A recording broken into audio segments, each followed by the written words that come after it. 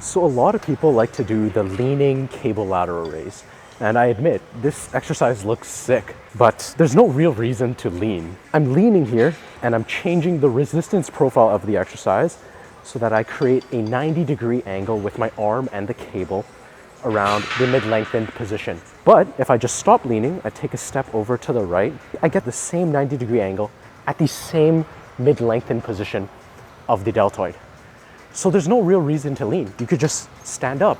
It's the same exercise. Even better, if you want to improve this exercise, you can raise this cable machine so that the height of the cable is the same height where your hand is going to be when you're standing. And this means at this position, my deltoid is going to be working the hardest.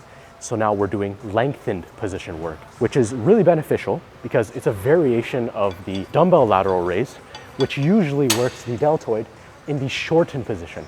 So if we add some lengthened position work, this is going to give us very good variation for muscle growth.